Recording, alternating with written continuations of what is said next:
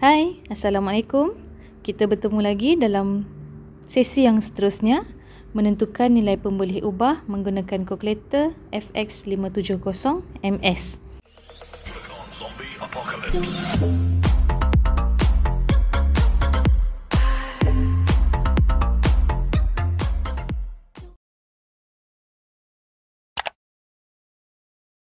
Cikgu akan gunakan soalan yang sama seperti kalkulator FX570ES, cuma yang membezakan adalah cara tekan kalkulator tu sahaja.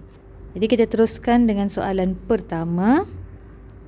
Diberi nilai A sama dengan 5B tambah 3. Dia minta nilai A apabila B sama dengan 3. Jadi langkah pertama kita perlu gantikan dulu nilai dalam persamaan.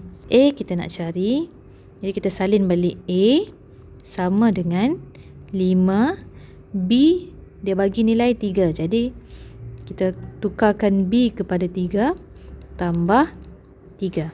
Di sebelah kanan semuanya nilai, jadi kita tekan sahaja macam biasa. 5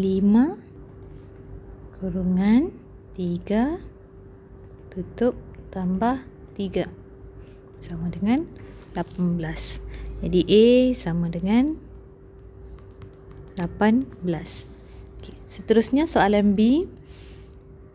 Nilai B apabila A sama dengan 12. Jadi masih lagi seperti soalan A, kita gantikan dulu nilai A sama dengan 12. Jadi 12 sama dengan 5B tambah 3.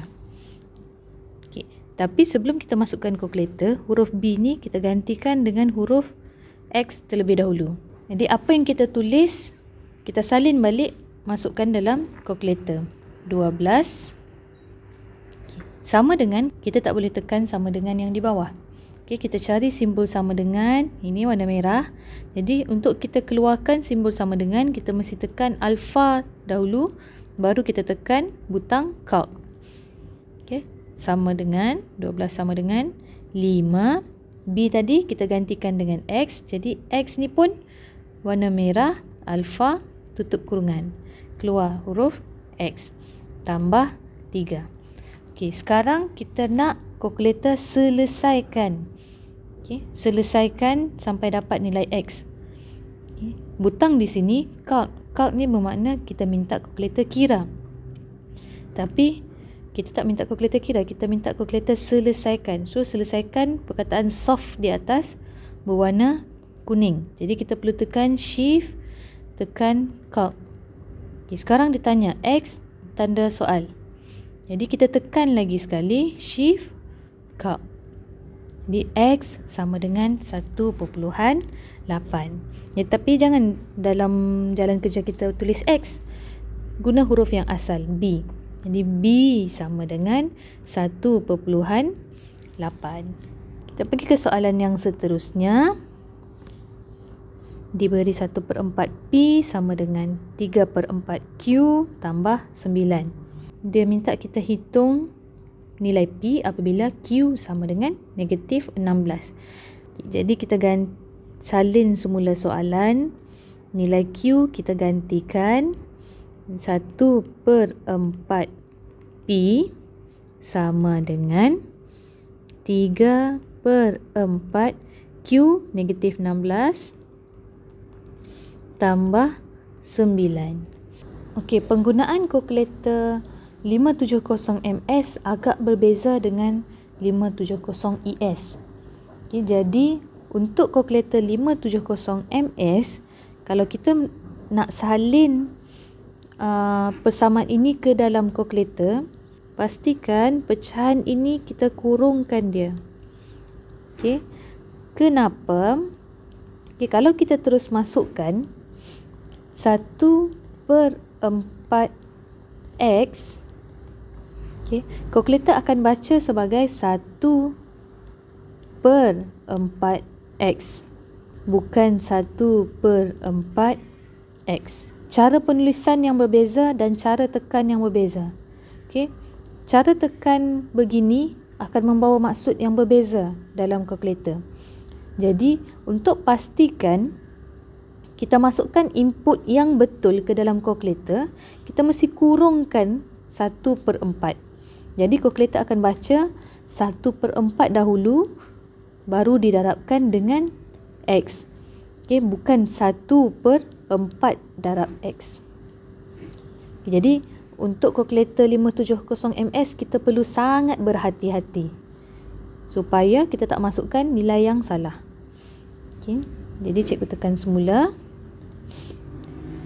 Mesti kurungkan dahulu 1/4 tutup kurungan. Okay, X kita masukkan alfa tutup kurungan, keluar X sama dengan 3/4 pun sama. Kalau pecahan didarabkan dengan satu nombor atau satu huruf, kita mesti kurungkan pecahan tu. Jadi buka kurungan lagi sekali, 3/4 tutup kurungan. Di sini darab dengan negatif 16. Jadi kita mesti kurungkan negatif 16. Ini langkah yang berbahaya. Yang kedua yang perlu kita ambil berat. Okay? Kalau 3/4 kita dah kurungkan, tapi kita letak terus negatif 16, kalkulator akan baca 3/4 tolak 16. Okay, jadi untuk pastikan kita masukkan input yang betul, 3/4 darab negatif 16, kita mesti kurungkan negatif 16. Okay, jadi buka kurungan negatif 16 tambah 9. Okay, dah siap. Tekan shift calc. Dah keluar X tanda soal, kita tekan sekali lagi shift calc. Jadi X sama dengan negatif 12. Kita guna huruf yang asal P. P sama dengan negatif 12. Di soalan yang seterusnya P sama dengan 40. Okey, di sini 1/4 P 40 sama dengan 3/4 Q kita nak cari. Jadi kita tulis balik huruf Q tambah 9. Okey, di sini untuk mengurangkan kesilapan kita tekan kalkulator. Okey, 1/4 darab 40 tu kita selesaikan dulu. Okey, sebab kalkulator ni kita perlu masukkan input tu dengan berhati-hati. Jadi mana yang kita boleh selesaikan, kita selesaikan dahulu. 1/4 darab 40. Jadi 1/4 darab 40 sama dengan 10. Jadi 10 sama dengan 3/4 Q tambah 9. Kemudian kita masukkan dalam kalkulator. Okey, jangan lupa pecahan kita mesti kurungkan dahulu. Kita tekan kalkulator, 10 sama dengan, buka kurungan, 3/4 Q kita tukarkan kepada huruf X. Jadi alfa tutup kurungan tambah 9. Kita nak kalkulator selesaikan. Jadi kita kena pilih solve. Untuk dapatkan solve, tekan shift calc. Dia tanya X, tekan lagi sekali shift calc. Kita akan dapat X ataupun Q sama dengan 1.33. Ada panjang 3333 kan. Jadi 1.33. Ataupun kalau kita nak tukarkan kepada pecahan, kita boleh tekan shift A, B per C supaya kita dapat pecahan tak wajar. Okey, ataupun jawapan lain adalah 4/3. Ada satu lagi cara. Caranya adalah sebelum kita tekan kalkulator, pastikan semua pecahan terhapus. Okey, semua pecahan terhapus. Kalau sini kita tengok 1/4 P sama dengan 3/4 Q negatif 16 tambah 9. Okey, kita ada sebutan yang dalam pecahan. Jadi kita hapuskan pecahan tu dulu. Kita tengok pecahan kita semua per 4. Jadi untuk hapuskan pecahan, kita darab dengan 4. Okay, kita hilangkan pecahan tu. Kita darabkan semua sekali dengan 4. 1 per 4 darab 4, hilang dah per 4 tu. Tinggal 1 darab P. Ataupun kita boleh tulis sebagai P. 3 per 4 darab negatif 16 darab 4. Jadi 4 di sini dan 4 di sini terhapus. Yang tinggal 3 darab negatif 16. Kemudian tekanlah kalkulator ataupun congak sahaja. 9 darab 4, 36. Jadi tambah 36. Jadi kita tinggal tekan 3 negatif 16 tutup kurungan tambah 36 sama dengan negatif 12. Jadi kita akan dapat nilai yang sama. P sama dengan negatif 12. Okay. Untuk yang kedua ni pun sama juga. Okay. Yang ini 1 per 4 darab 1 per 4 darab 40 sama dengan 3 per 4 Q tambah 9. Dua-duanya per 4. Jadi kita darabkan semuanya dengan 4. 1 per 4 darab 4 tinggal 1. Yang tinggal 40 sama dengan 3 per 4 darab 4 tinggal 3 Q tambah 9 darab 4 sama macam tadi 36. Kita dah dapat satu persamaan yang segaris, yang linear, yang tiada pecahan. Jadi kalau kita masukkan dalam kalkulator, inputnya kita boleh masukkan sama seperti apa yang kita tulis. Jadi kita boleh terus masuk 40 sama dengan 3 Q kita tukarkan kepada huruf X tambah 36. Okey.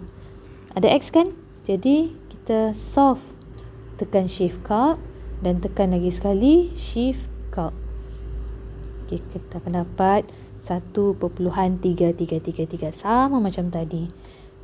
Kalau kita nak tukarkan kepada pecahan, tekan dulu shift A, B per C supaya dia akan jadi pecahan bentuk D per C.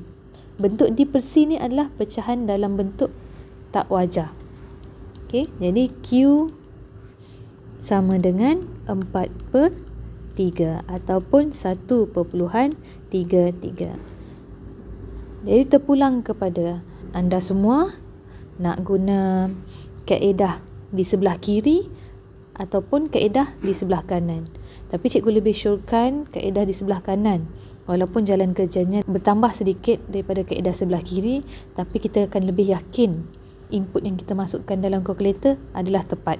Kita cuba lagi dengan soalan ketiga. Diberi punca kuasa 4K sama dengan H kuasa 2 tolak 7 per 2.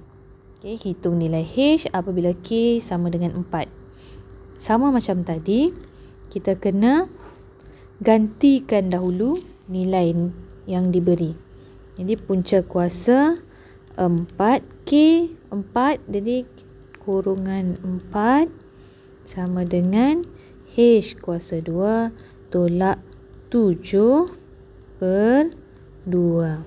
Sebelah kiri semuanya nombor.